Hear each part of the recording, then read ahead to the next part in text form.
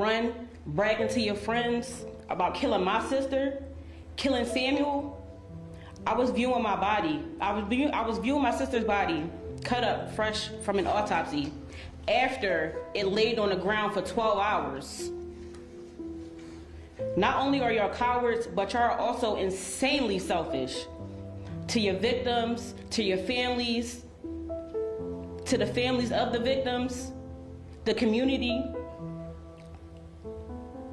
knowing damn well y'all shot up that party and took it to trial, traumatizing everybody that was involved and wasting your parents' money. They say time heals all, but it doesn't. It's a punishment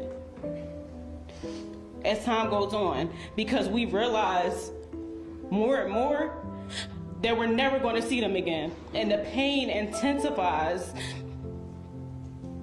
because of y'all.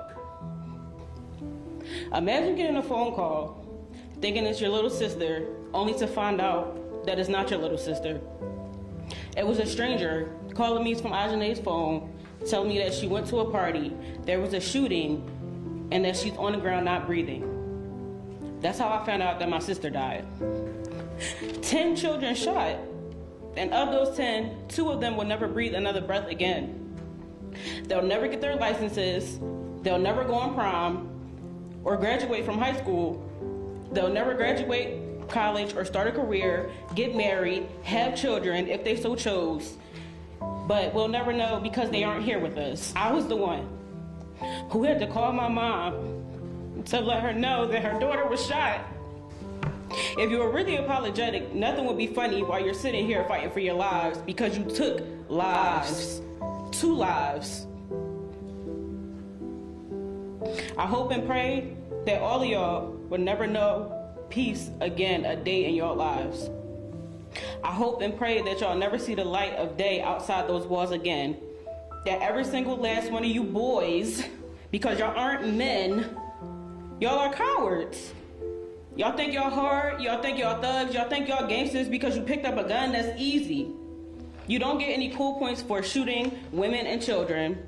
There's a special place in hell for bums like you because y'all thought it was funny.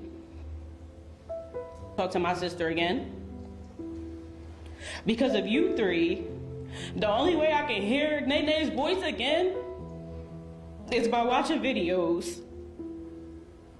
Because of you 3, I'll never see her again. Our children are gone all over a deceased person in a social media post. This is wild to me. Bitches.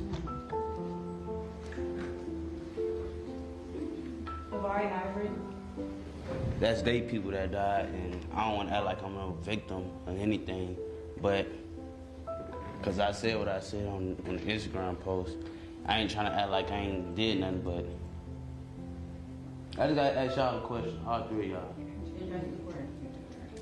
Just ask the judge. Judge, can I? You gotta trust the judge. You can't do that. I'm sorry. Judge, all right. I gotta ask them a question. I ain't gonna look at them, but I gotta ask them a question.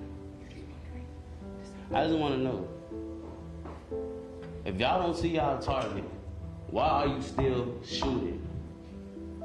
If you ain't killed nobody, why did you go on the run? That's all I gotta ask. But that's it. I don't even wanna. That's all I'm gonna say. That's all I have to say. I'm about to be 40 years old and I just learned what a switch was watching this with my son. I'm sorry. They show a lot of things that they wanted everybody to think. But my son is a good kid. The only thing I had to fuss at him about is bringing girls in the house. I've probably had to whoop him 3 times in his life. They don't show when my son called me and asked me to pray for everybody. I don't tell him to do that. he do that on his own. He recently told me that he wanted to start a youth center. His father has two businesses. I have a successful cleaning business, and we are willing to do whatever it takes to help him with that. I've also told him I've never been so proud and heartbroken at the same time. He's learned a lot of good habits in here.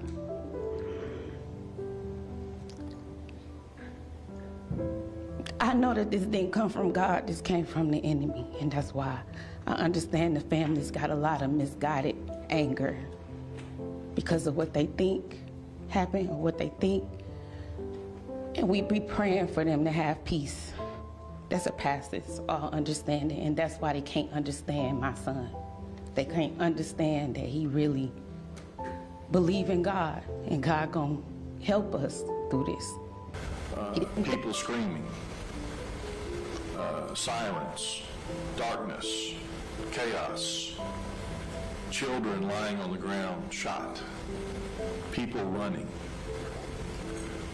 someone's life bleeding out of them while a deputy tried to save them, parents frantically trying to find out if their children were alive or dead. As a parent, I can't imagine what it must have been like for the families in this courtroom to hear that there's been a mass shooting at a party in Douglasville, and my child was there because I dropped my child off, and I can't get my child on the phone. I wonder how many minutes many of the parents of these children, not just the ones who were shot, but the many dozens who went to this party, and their parents are frantically trying to find out, is my child shot? Is my child alive? I can't imagine what that must have been like for however many minutes it was for each one of those parents to be in the dark and in the chaos of not knowing whether or not your child is alive, or whether or not when you get to this house that you dropped your child off at, that you're going to find your child's body on the ground. I want to impose a sentence that says very clearly to others, this is not something you should do, and this is not the place you should do. Sentences, as I do the math, is the court imposes a sentence of 320 years imprisonment as to Kingston Cotman and 320 years imprisonment as to Timothy Coleman. That's the judgment of the court. This matter is adjourned. It's a nightmare. A nightmare. It's just something a nightmare that I don't wish on any parent. Just to go in and to see my baby laying there, in a pool of blood. A mother in mourning over the death of her young son, Philstavius Dowdell, killed in a mass shooting at her daughter's Sweet 16 party. Her daughter, 16-year-old Alexis Dowdell, tried to save her brother's life. They cut the light on and they seen that it was his body laying right there. And then that's when everybody just broke down crying. And it was people laying outside in front. I had ran in and I had picked my brother up and I turned him over. And I was telling him, I was like, you fine. I was like, you gonna make it, you strong.